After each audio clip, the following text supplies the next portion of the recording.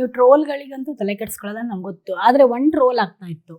ಈಗ ಡಿವೋರ್ಸ್ ಆದವರು, ಆಮೇಲೆ ಧ್ರುವಂತು, ಇವರೆಲ್ಲ ಜೊತೆಗೆ ಸೇರ್ಕೊಂಡು ನೋಡಿ ಏನೋ ಸ್ಕೆಚ್ ಫ್ರೆಂಡ್ಶಿಪ್ ಈ ತರದ್ದೆಲ್ಲ ಒಂದು ಟ್ರೋಲ್ ಈ ಕಡೆ ಬರ್ತಾ ಇತ್ತು. ನೀವು 3 ಜನ ಫ್ರೆಂಡ್ಶಿಪ್ ಮಾಡಿದಾಗ, ನೀವು ಧ್ರುವಂತು ಮತ್ತೆ ಕೂತ್ಕೊಂಡು ಮಾತಾಡ್ತಾ ಇದ್ದಾಗ ಫ್ರೆಂಡ್ಶಿಪ್, ಅಥವಾ ಒಂದ್ ಮನೆ ಇದ್ದಾಗ ಆಬ್ವಿಯಸ್ಲಿ ಅದು ಒಂದು ಒಳ್ಳೆ ಟ್ರ್ಯಾಕ್ ಅಲ್ಲಿ ಹೋಗ್ತಾ ಇರುತ್ತೆ ಅನ್ನೋ ಮಾತುಕತೆ. ಹಂಗಿದ್ದಾಗ ಆಗ್ತಾ ಇತ್ತು ಟ್ರೋಲ್.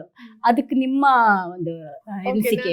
ಈ ಟ್ರೋಲ್ ನೋಡೇ ಇಲ್ಲ, ನೀವು ಹೇಳಿದ್ಮೇಲೆ ಗೊತ್ತಾಗ್ತಾ ಇರೋದು. ಹೌದು, ಅಶ್ವಿನಿ ಅವರು ಸಿಂಗಲ್ ಪೇರೆಂಟ್, ನಾನು ಸಿಂಗಲ್ ಪೇರೆಂಟ್, ಧ್ರುವಂತು ಕೂಡ ಡಿವೋರ್ಸಿ. ಅದೇ ಈ ತರದ್ದು ಒಂದು ಆಂಗಲ್ ಅಲ್ಲಿ ಜನ ನೋಡ್ತಾರೆ ಅಂತ ನೀವು ಹೇಳಿದ್ಮೇಲೆ ನನಗೆ ಗೊತ್ತಾಗ್ತಾ ಇದೆ. ಬೇರೆ ಬೇರೆ ಸ್ವಲ್ಪ ಟ್ರೋಲ್ಸ್ ಎಲ್ಲ ನೋಡಿದೆ, ಇದನ್ನ ನಾನು ನೋಡಿಲ್ಲ. ಅದೆಲ್ಲ ನೋಡಿ ಯಾವ್ದೂನು ನಾವು ಮಾಡಕ್ ಹೋಗಲ್ಲ, ಎಲ್ಲ ಅದು ನ್ಯಾಚುರಲ್ ಆಗಿ ಆಗೋದು.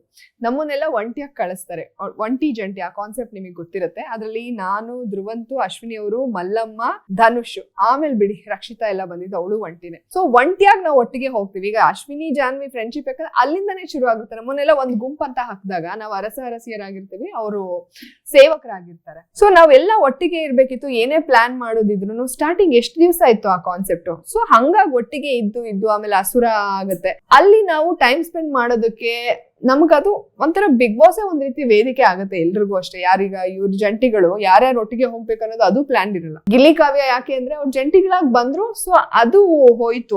ಅದೆಲ್ಲ ಆಗದು ಹೊರತು ನಾವು ಮಾಡ್ಕೊಂಡಿರೋದಲ್ಲ.